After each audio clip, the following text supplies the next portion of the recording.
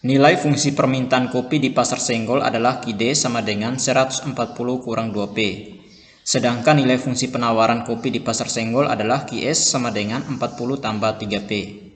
Jumlah harga keseimbangan pasar Senggol adalah... Halo Bapak Ibu, teman-teman semua, kembali lagi bersama saya di channel Belajar dan Berbagi. Pada kesempatan kali ini saya akan kembali membahas soal-soal latihan sebagai persiapan pretest PPG dalam jabatan tahun 2022, khususnya untuk mata pelajaran IPS, ya, mata pelajaran IPS, SMP maupun SMA. Nah, Bapak Ibu, di sini saya sengaja mengambil contoh soal mengenai harga keseimbangan pasar. Nah, sesuai dengan FR kemarin katanya ada soal-soal yang ditanyakan tentang harga keseimbangan pasar dan juga jumlah keseimbangan pasar. Nah, Bapak Ibu, untuk menentukan harga keseimbangan pasar dan juga jumlah keseimbangan pasar ini, kita bisa menggunakan 3 pendekatan. Pendekatan yang pertama itu pendekatan tabel jika soal disajikan dalam bentuk tabel. Lalu yang kedua, jika soal disajikan dalam bentuk kurva, maka kita menggunakan pendekatan kurva. Nah, Bapak Ibu, di sini saya menggunakan pendekatan matematis, yaitu menggunakan rumus QD sama dengan QS. Nah, Bapak Ibu, seperti apa langkah-langkahnya? Simak video ini sampai selesai. Nomor 1, nilai fungsi permintaan barang menunjukkan QD sama dengan 40 kurang P, dan fungsi penawaran barang menunjukkan QS sama dengan 4P kurang 50. Berapakah harga dan jumlah keseimbangan pasar? Nah, Bapak Ibu, di sini kita menggunakan rumus QD sama dengan QS. QD itu fungsi permintaan, ya, fungsi permintaan, sementara QS itu adalah fungsi jumlah penawaran, ya. Jumlah permintaan, QS itu jumlah penawaran. Nah, Bapak Ibu, kita langsung saja ke rumus, ya, ke rumus QD sama dengan QS. Kita lihat dalam soal, QD ini kan 40 kurang P, jadi kita masukkan 40 kurang P sama dengan QS. QS adalah 4P kurang 50. Ya. Di sini kita akan mencari nilai P terlebih dahulu, ya, nilai P karena kita mencari harga.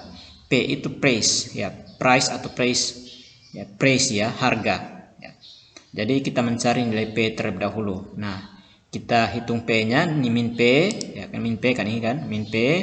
Lalu 4P ini kita pindahkan ke kiri. Karena pindahkan ke kiri atau pindah ruas, maka 4P ini kita ubah jadi min 4P. Lalu tanda sama dengan kita tulis, kita kembali menghitung yang di kanan, min 50 baru kita kurangkan dengan 40. Kenapa kurang 40? Karena 40 ini kan ada sebelah kiri. Kalau kita pindahkan ke kanan atau pindah ruas, maka tandanya berubah, ya.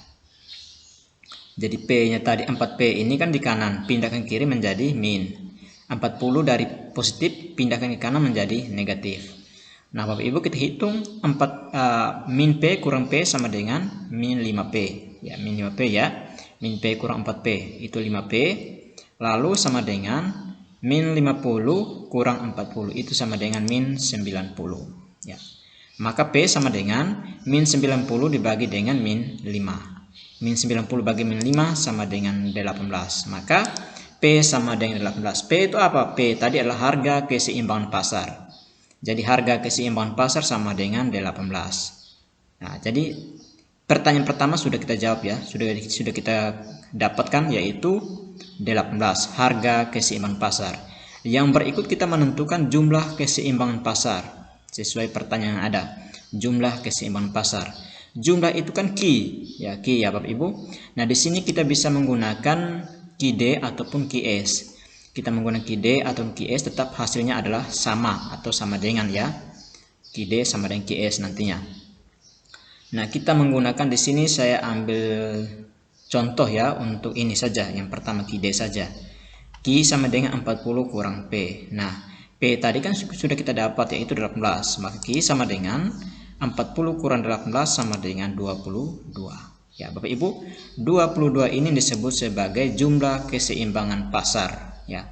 Jadi kita sudah dapat, ya, harga keseimbangan pasarnya 18 dan jumlah keseimbangan pasar sama dengan 22.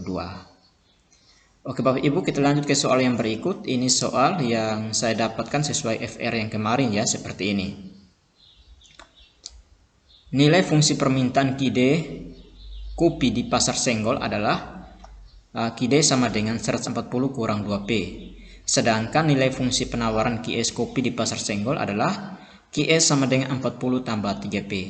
Jumlah harga keseimbangan pasar Senggol adalah, di sini kita lihat teman-teman, ada harga, ada jumlah ya. Nah, di sini adalah jumlah, berarti Q yang kita hitung, nilai Q, bukan P. Nah, tapi sebelum kita mencari nilai Q ini, terlebih dahulu kita mencari nilai P menggunakan rumus QD sama dengan QS. Baik, kita lihat QD sama dengan 140 kurang 2P, lalu sama dengan QS 40 tambah 3P. Kita hitung min 2P ya, min 2P kita kurang dengan 3P sama dengan 40 dikurang dengan 140. Min 2P kurang 3P sama dengan min 5P. Lalu sama dengan 40 kurang 140 sama dengan min 100. Ya, min 100 ya Bapak Ibu. Min 100. Maka P sama dengan min 100 bagi min 5. P sama dengan 20. Nah Bapak Ibu, ini adalah harga keseimbangan pasar. Ya. Harga keseimbangan pasar sama dengan 20. Sama dengan 20 Bapak Ibu. Ini saya rubah ya. 20 ya. Ini bukan 18. Oke, sama dengan 20.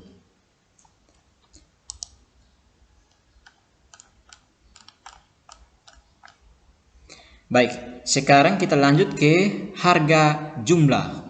Jumlah harga keseimbangan pasar. Harga keseimbangan pasar tadi kan sama dengan 20. Nah, jumlahnya berapa? Yang ditanya adalah Q, kuantitas, jumlah. Ya. Jumlah kita masukkan ke salah satu fungsi ya. Bisa ke fungsi permintaan ataupun fungsi penawaran. Nah, di sini saya ambil contoh menggunakan fungsi permintaan. Maaf, ya permintaan.